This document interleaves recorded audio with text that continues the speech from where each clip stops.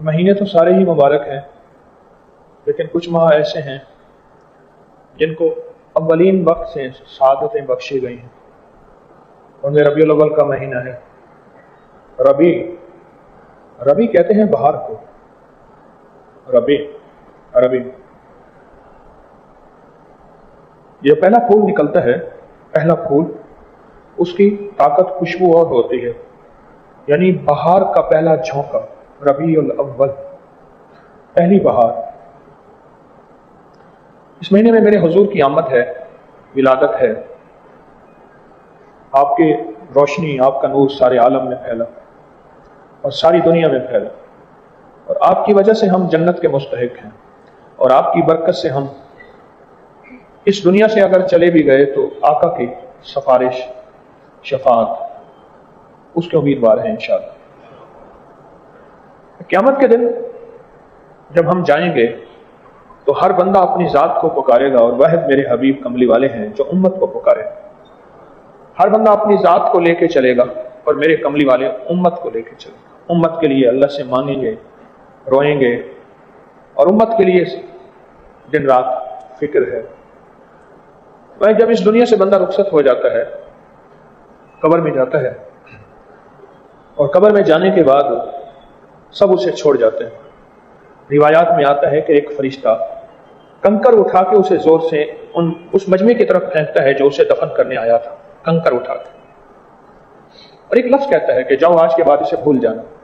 اور ہم بھول جاتے ہیں۔ کنکر اٹھا کے اس مجمع کی طرف پھینکتا ہے جو دفن کرنے آئے تھے، اور ایک لفظ کہتا ہے کہ جاؤ آج کے بعد اسے بھول جانا، اور واقعتاً ہم اسے بھول جاتے ہیں، بھول جاتے ہیں۔ سب ساتھی چھوڑ گئے، کوئی بھی نہیں ہے، تو قبر میں ایک ساتھی آئے گا اور اس کے سوالوں کے جواب دے گا، نکیرین کے سوالوں کے جواب دے گا، اور اس کو راحت پہنچائے گا، اس کا دل بہلائے گا، اسے محبت اور پیار کرے گا، اور یہ حیران ہوگا کہ سارے چھوڑ کے چلے گئے، یہ کون ہے؟ کون ہے؟ جب اس کے سانس میں سانس آئے گا اور منکر نکیر کے سارے سختیاں ختم ہو کے اور جنت کی بہاریں نظر آئیں گی، تو پھر یہ پوچھے گا کہ آپ کون ہیں اور آج میرے ساتھی بنے، کیسے بنے؟ اب جو وہ شخص جواب دے گا وہ ذرا غور سے سنیے۔ وہ جو شخص تھا جو قبر میں اس کے سوالوں کا جواب دے رہا تھا، وہ کہے گا تجھے پتہ نہیں، دنیا میں تو درود پڑھتا تھا، اٹھتے بیٹھتے سوتے جاگتے چلتے پھرتے تو درود پڑھتا تھا، میں وہ درود ہوں، تو نے دنیا میں نہیں چھوڑا، آج میں تجھے نہیں چھوڑوں، اور دنیا میں میرا ساتھ دیا، آج میں تیرا ساتھ دوں، اب سب تجھے چھوڑ کے چلے جائیں گے، میں تجھے نہیں چھوڑوں، اس کا ساتھ ملے گا، اس کا ساتھ ہوگا۔ ایک دفعہ تو میں نے ایک تجربہ کیا، میں وہاں حویلی میں تھا، تو اپنے گھر پھول پہ مکھی بیٹھی، شہد کی، کچھ دیر بیٹھی، اس نے چوسا، اس کے بعد میں نے وہ پھول توڑا اور منہ میں ڈالا، اس کا ذائقہ میٹھا نہیں تھا، کسیلا تھا۔ اچانک میں نے ہواؤں اور فضاؤں سے پوچھا کہ یہ مٹھاس کہاں سے آیا، کیونکہ شہد جو ہمیں دیتی ہے وہ تو میٹھا ہوتا ہے۔ پھر وہی بات سامنے آئی کہ شہد کی مکھی جب تک درود و سلام نہ پڑھے اس میں مٹھاس نہیں آتا۔ ہر جانور کا ایک وظیفہ ہے، حتیٰ کہ شیر کا وظیفہ ہے، شیر کا، مینڈک کا، چمگادر کا، اللہ کا نظام ہے، ہر جانور کا، ہر بے زبان کا ایک وظیفہ ہے، اور وہ جانور موت تک اس وظیفے کو پڑھتا رہے گا۔ مچھلی کا بھی ایک وظیفہ ہے، اللہ پاک جل شانہ نے جس طرح ہر فرشتے کو ایک عبادت مخصوص کر دی ہے۔ جو فرشتہ آج قیام کرے گا تو قیام ہی کرے گا، رکوع کرے گا تو اربوں سال خربوں سال سے رکوع ہی کر رہا، سجدہ ہے تو سجدہ ہی کر رہا، تسبیح ہے تو تسبیح ہی کر رہا۔ یہ تو میرے کملی والے کی برکت ہے، یہ میرے کملی والے کا فیض ہے کہ میرے کملی والے کی برکت سے ہمیں وہ ساری عبادتیں اکٹھی مل گئیں جو ساری عبادتیں فرشتوں کے پاس تھیں، ساری مل گئیں، اور وہ ساری عبادتیں مل گئیں جو اللہ نے بے زبان مخلوق کو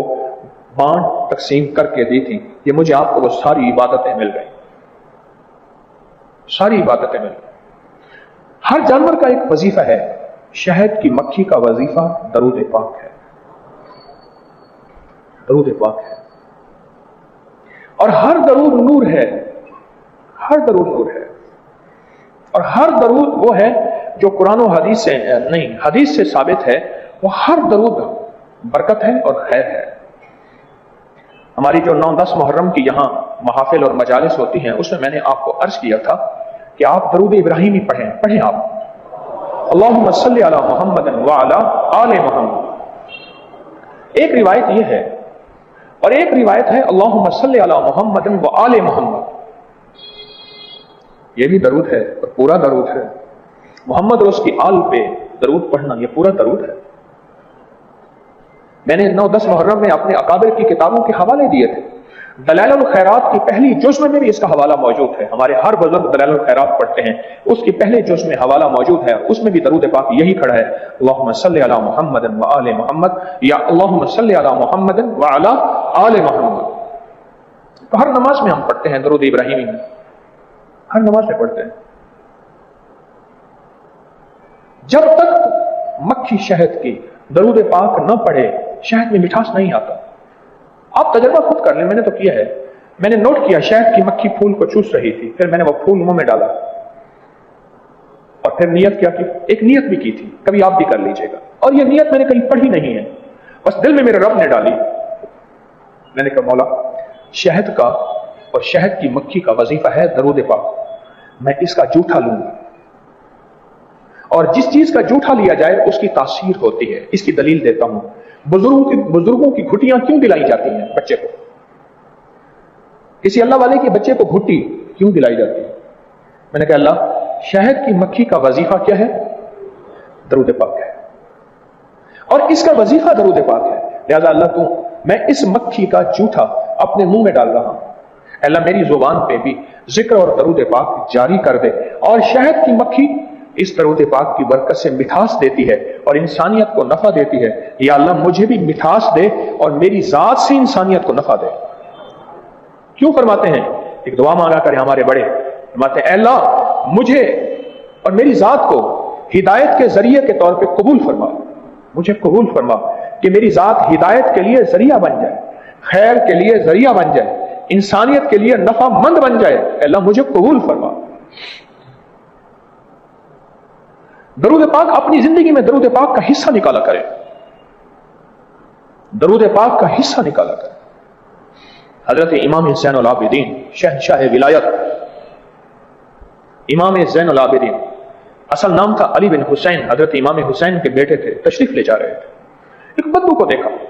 دیہاتی، ہم دیہاتی کہتے ہیں، عرب میں اس کو بدو کہتے ہیں، ایک بدو کو دیکھا، سیدھا سادہ آدمی بالکل، تو بدو جو ہے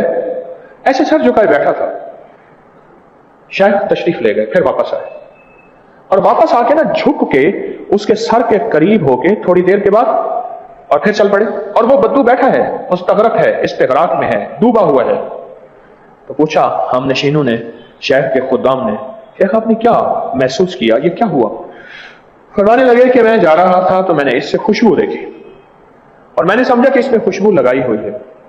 لیکن وہ منفرد خوشبو مجھے احساس ہوا کسی اور چیز کی، میں واپس پلٹا، میں نے سونگھا تو یہ بدو ہے، ایک سیدھا ان پڑھ ہے، اور میرے حبیب کی ذات پہ بیٹھا استغراق اور دل کی کیفیتوں کے ساتھ سلام اور درود بھیج رہا ہے، درود اور سلام بھیج رہا ہے،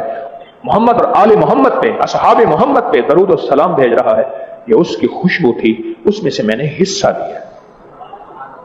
اس لیے ہم جب بھی درود پڑھا کریں، کچھ لمحہ ایسا ہو جس میں میرے کملی والے کے احسانات کا استحضار ہو، میرے حضور کے احسانات، کہ ساری دنیا کا احسان ہے، کسی محسن کا احسان ہے، پر جو میرے آقا کا احسان ہے وہ احسان اصل وہی احسان ہے، میرے حضور کا احسان، میرے کملی والے کا احسان، ان کے احسان کا تصور کر کر کے درود پڑھا کرے کہ آج ان کی برکت سے میں مومن ہوں، ان کی برکت سے مسلمان ہوں، ان کی برکت سے جنت کا خواہش مند ہوں، ان کی برکت سے آج میرے من کے اندر کلمہ ہے، درود کی طرف میری توجہ ہے، قرآن کی زیارت ہے، اور خاتمہ بالخیر کا تصور اور خواہش رکھتا ہوں۔ یہ سب کملی والے کی برکات ہیں، یہ سب کملی والے کا فیض ہے۔